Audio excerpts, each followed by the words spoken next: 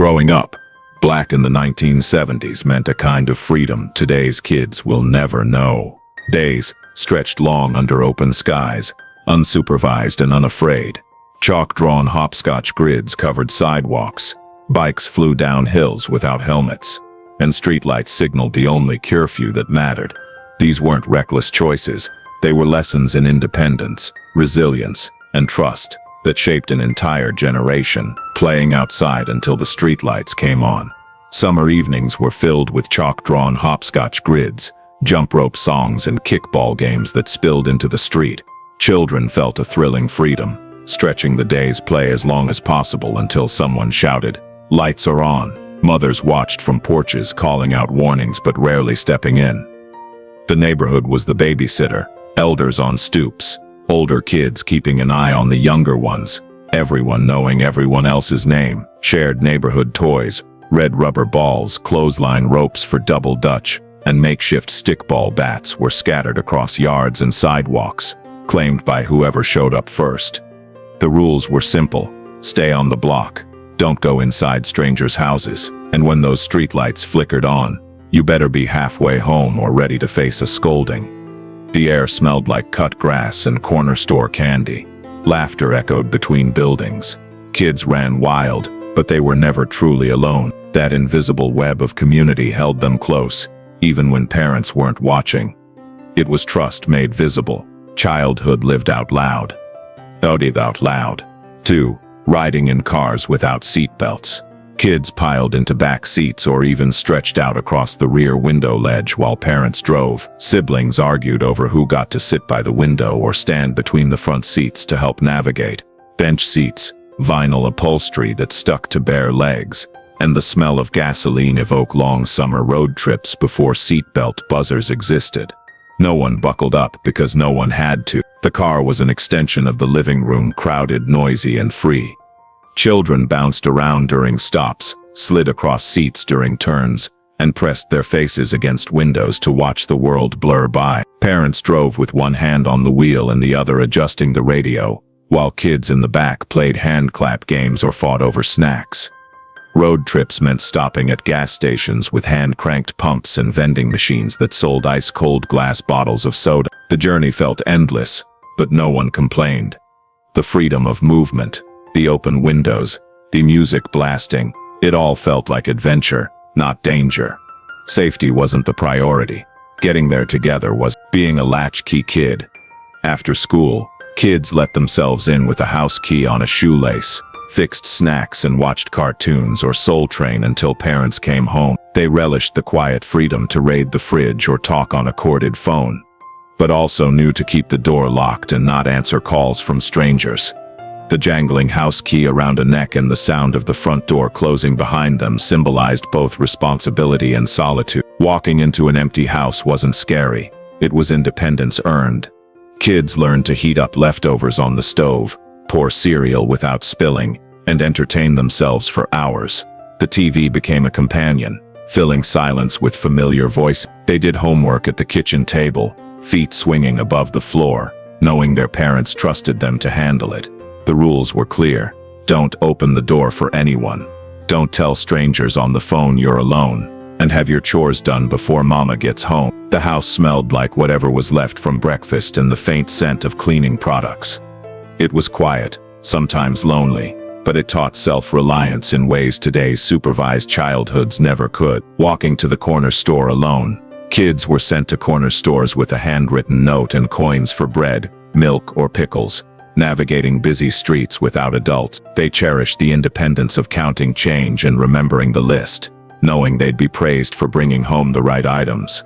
Brown paper bags with still warm biscuits, glass milk bottles and small candy bags defined these solo missions. The walk to the store was an adventure, crossing streets, dodging traffic, waving at neighbors who knew your name and your mama's. Kids memorized shortcuts through alleys and backyards, proud of their knowledge of the neighborhood's hidden path. At the store, they handed over crumpled dollar bills and waited patiently, while the shopkeeper tallied up the total. Sometimes they pocketed the leftover change for penny candy, a small reward for a job well done. The walk home felt longer with heavy bags in hand, but the pride of completing the errand made it worth it. Parents didn't worry. Everyone on the block was watching. If you messed up or got distracted, word got home before you did. Riding bikes without helmets. Kids sped down steep hills on banana seat bikes or hand-me-down Schwinn's with no protective gear. Feeling the wind rush through their afros, skinned knees and gravel-filled scrapes were badges of honor. Parents dabbed them with hydrogen peroxide and sent kids back outside. Beloved bicycle accessories included playing cards clipped to spokes for a motorcycle sound, handlebar streamers and squeaky squeeze horn. The thrill of speed was everything. Racing friends to the end of the block, popping wheelies and seeing who could ride the longest without holding the handlebars. Bikes were freedom on two wheels, taking kids farther than their feet ever could. They rode to friends' houses, to the park, to the store, sometimes miles away from home without a second thought. Falls were inevitable. Elbows scraped, knees bleeding, sometimes a busted lip. But you got up, brushed off the dirt and kept going. The pain was temporary. The adventure was worth it. Parents didn't panic over every tumble. A little iodine, a band-aid, maybe some ice, and you were good as new. Helmets weren't even a thought. Protection was knowing how to fall and get back up. Exploring abandoned buildings. Kids raced dim stairwells, played hide-and-seek in vacant apartments, and explored decaying hallways despite broken elevators and exposed wire. The thrill of exploring was tempered by fear of getting cut on broken glass or being told off by elders who knew the dangers. Graffiti-covered walls, urine-smelling stairwells and the rattle of loose window panes evoke memories of high-rise adventures now considered unsafe. The buildings were playgrounds by default, vast, mysterious and full of hiding spots. Kids climbed fire escapes, peeked into abandoned units, and dared each other to venture into the darkest corners. The danger was real, but so was the sense of ownership over these forgotten spaces. They made forts out of discarded furniture, played tag across cracked concrete, and invented games that turned decay into imagination. Parents warned them to stay away, but curiosity always won. The buildings held secrets, stories of who used to live there, why they left and what remained. It was a landscape of survival where childhood resilience was built in the cracks and corners of crumbling walls. Being told to fight your own battles. Parents coached their children on throwing punches and standing up to older kids, believing toughness was necessary for survival. Kids felt both fear and pride when sent outside to confront a rival, learning to defend themselves without adults stepping in.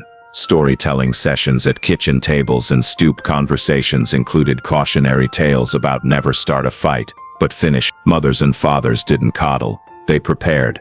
They taught you how to make a fist, where to aim, and how to stand your ground without backing down.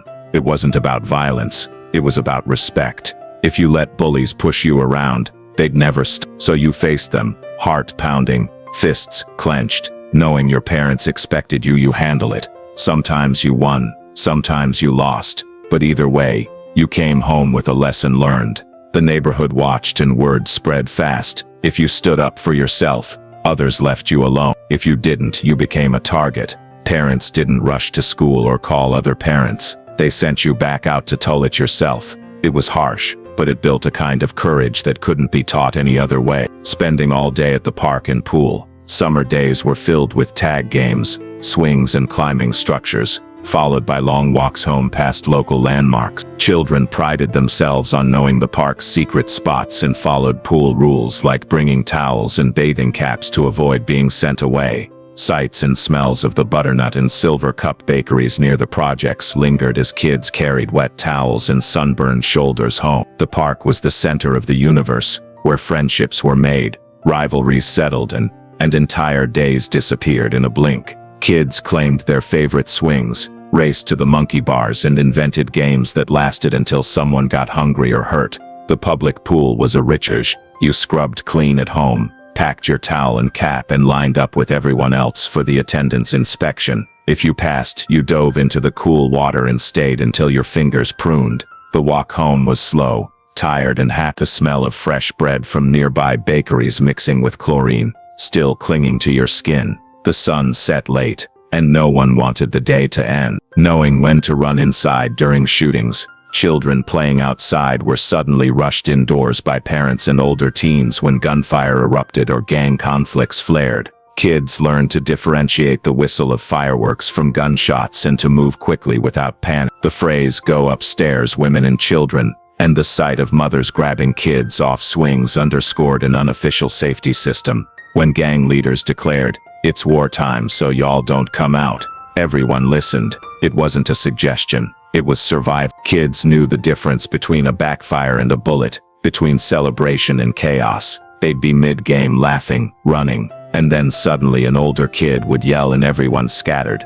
Mothers appeared in doorways waving frantically, voices sharp with urgency. You didn't ask questions, you moved. Inside, curtains were drawn, lights turned low, and the waiting began. Sometimes it lasted an hour, sometimes all night. The silence was thick, broken only by distant shouts or the wail of sirens. It was terrifying, and routine all at once. This unofficial code kept innocence out of crossfire, a twisted form of care in a world where protection came from unexpected places. Attending gang-sponsored back-to-school events, end-of-summer events felt like block parties with music, costumed characters and free hot dogs, turning gang-run gatherings into neighborhood celebrations. Kids experienced positive mentorship when older gang members stressed education and asked local teens to tutor peers struggling in math or reading. Paper bags of school supplies, the smell of grilled food, and the sight of gang members leading push-up drills illustrate this complex community dynamic.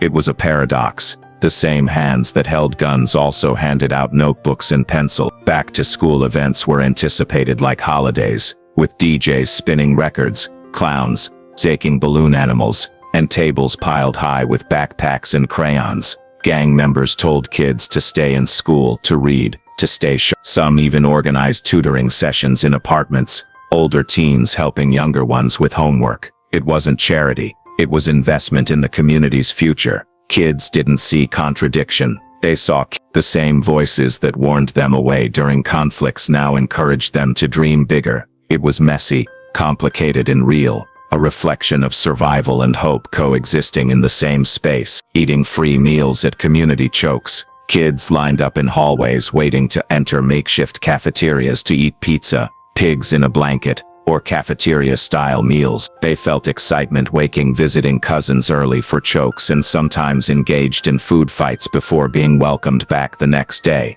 Folding tables, mismatched chairs, and the chalk smell of classroom-converted apartments evoke these improvised community centers. Summer mornings meant racing to get in line before the food ran out. The smell of scrambled eggs, syrup and fruit punch filled narrow hallways as kids jostled for spots. Chokes wasn't just breakfast, it was a daily ritual, a guaranteed meal when home cupboards ran bare. Apartments transformed into makeshift centers buzzed with energy, fave trips announced on construction paper signs, arts and crafts spread across folding tables, and volunteers who remembered every child's name. Lunch meant grabbing trays, sitting elbow to elbow with friends, and sometimes sneaking extra cookies. The chaos was controlled barely, food fights erupted, laughter echoed, and yet everyone came back the next day. It was community care in action, feeding bodies and spirits with whatever resources could be scraped together. 12. Making fun out of nothing. Kids turned parking lots into roller skating rinks, organized impromptu talent shows, and used cardboard boxes as sleds. Without fancy toys, they've always games with rocks, sticks and empty cans, laughing at their creativity. Shared popsicles from the candy lady, water fights from open fire hydrants, and homemade go-karts formed memories of resourceful play. Poverty didn't stop joy, it sharpened it. When you had nothing, everything became something. A flattened cardboard box transformed into a sled for riding down grassy hills. Empty cans became drums, sticks became swords, and imagination filled every gap. Kids staged talent shows on stoops, lip-syncing to the radio, or breakdancing on flattened boxes. The audience was whoever walked by, and applause was loud and genuine. On scorching summer days, someone pried open a fire hydrant, and the block became a water park. Kids screamed, danced under the spray, and cooled off until the city shut it down. Go-karts were built from scrap wood and stolen shopping cart wheels, acing down hills until they fell apart. It was a block party, because they made it one. No money required, just creativity and community. 13. competing in neighborhood races and dance-offs. Summer afternoons were punctuated by rhythmic double Dutch songs and cheers, as kids raced each other barefoot on concrete. Children experienced the joy of winning a few pennies or candy, for being the fastest or best dancer, learning confidence in front of peers, boxes of slightly misshapen milk duds, boombox music echoing off high rises, and chalk-drawn finish lines, evoked these informal contests. The competition was fierce but friendly. Everyone wanted to be crowned the fastest or the smoothest dancer. Bare feet slapped pavement as kids sprinted between light poles, neighbors cheering from windows and porches. Winners pocketed pennies or earned bragging rights that lasted all week. Dance battles broke out spontaneously, circles forming as someone hit play on a boombox. Kids popped, locked and spun on their backs, perfecting moves they'd seen on Soul Train. The crowd decided the winner with claps and shouts. A neighbor who worked at the candy factory brought home boxes of reject milk duds, misshapen but still sweet. Kids didn't care about imperfections. Free candy was treasure. These moments built confidence, skill and a sense of belonging that no trophy could match. Playing on dangerous playground equipment. Kids in the 1970s eagerly climbed steep metal ladders to race down sizzling hot slides, sometimes burning their legs on the sun-heated surface. They dared friends to go no hands or ride standing up. Bruises and bumps were part of the adventure. The creak of rusty swings, the dizzying spin of merry-go-rounds, and the thrill of dropping from jungle gyms conjure an era before padded flooring. Playgrounds were battlegrounds of bravery. The tallest slide loomed like a tower, its metal surface scorching under the summer sun. Kids climbed anyway, racing to the top, then hesitating at the edge before launching down at breakneck speed. The heat burned the bays of thighs, but complaining wasn't an option. Everyone else had done it. Swings went dangerously high, chains rattling as kids tried to flip over the top bar. Merry-go-rounds spun until some fell off, dizzy and laughing. Jungle gyms were for climbing, hanging and sometimes falling.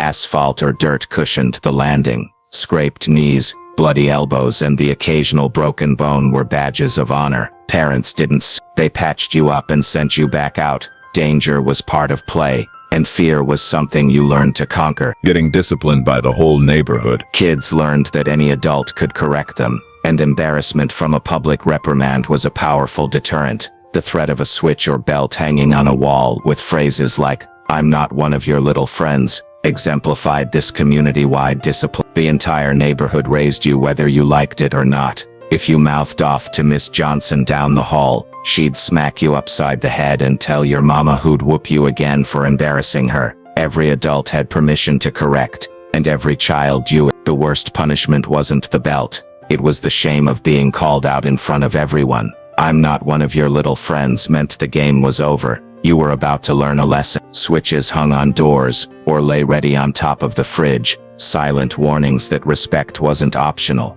It was tough love, born from a world that didn't tolerate black children making mistakes. Parents and neighbors disciplined hard because they loved harder, preparing kids for a world that wouldn't show mercy. Living in high-rise project towers. They rode rickety elevators that sometimes smelled of urine or were out of order, racing siblings up stairwells to get home. Floor-to-ceiling windows, radiator heat emanating from floors, and the sound of neighbors' music through thin walls shaped daily life. Living on the 12th floor meant the city spread out below like a map. Tiny cars, distant parks, and the skyline glittering at night. It was beautiful and isolating. The elevator was a gamble. Sometimes it worked, sometimes it didn't, and sometimes it stank so bad you held your breath or took the stairs. Racing up flights became routine, legs burning by the time you reached your door. Inside, radiators hissed and clanked, pumping out heat that made winter bearable and summer unbearable. Windows didn't always open, and when they did, you stuck your head out to catch a breeze. Walls were thin. You heard neighbors arguing, laughing, cooking, living. It was crowded, noisy, and far from perfect, but it was home, perched high above a world that often felt unreachable. They drank straight from the garden hose, water that tasted like rubber and metal, but felt ice cold and perfect. No cups, no bottles, just the hose stretched across the yard. The first gulp was always the hottest, water that had been sitting in the sun-baked hose. You let it run until it turned cold, then tilted your head back and drank until your stomach sloshed. Sometimes older kids sprayed younger ones, turning hydration into a water fight. Clothes got tote, grass got muddy, and no one cared. Parents didn't worry about germs or chemicals. Water was water, and if you were thirsty enough to drink from the hose, you were probably dehydrated enough that it didn't matter. The metallic taste became synonymous with summer,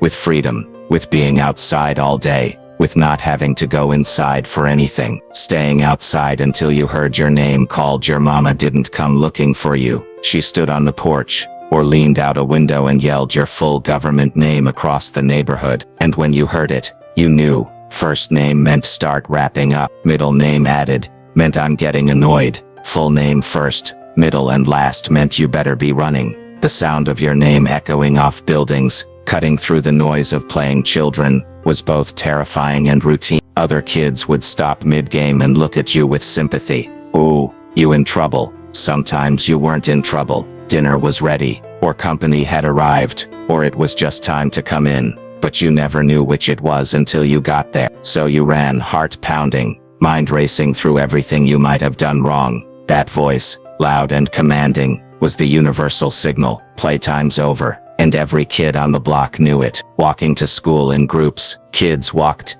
to school in packs, siblings, cousins, neighbors, all heading the same direction, without adult supervision. Older kids watched younger ones, held hands crossing streets, and made sure everyone arrived safely. The walk was its own adventure, stopping at corner stores for penny candy, racing to see who could get there first, taking shortcuts through alleys and backyards. In winter, you bundled up in hand-me-down coats, and walked through snow that hadn't been plowed yet. In spring, you dodged puddles, and picked flowers from overgrown lots. No one drove you, unless the weather was dangerous. Walking was expected. It was exercise, socialization, and independence training, all in one. You learned your neighborhood inside and out, every shortcut, every house with a mean dog, every spot where the crossing guard was nice. And when school let out, you walked home the same way, sometimes stopping at friends' houses, sometimes taking the long route,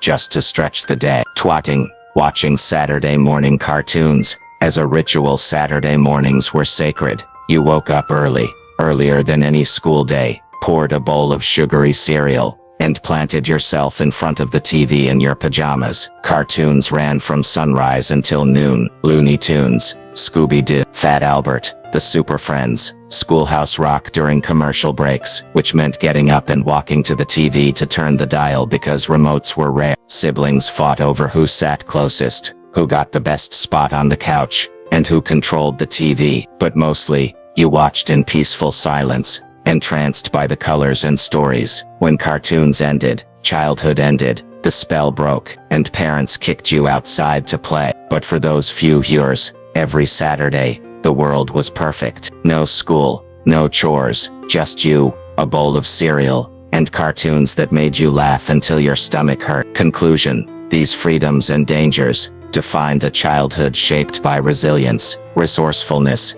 and unfiltered reality. Today's kids will never know what it felt like to be that free, that trusted, that responsible for their own survival at such a young age. It wasn't perfect, it wasn't always safe, but it was real, and it built a generation that knew how to fall and get back up, that knew how to make something out of nothing, that knew how to survive in a world that didn't always care if they did. That's the legacy of growing up Black in the 1970s, a childhood that prepared you for anything, because it threw everything at you, and trusted you to figure it out, and somehow, against all odds, you did.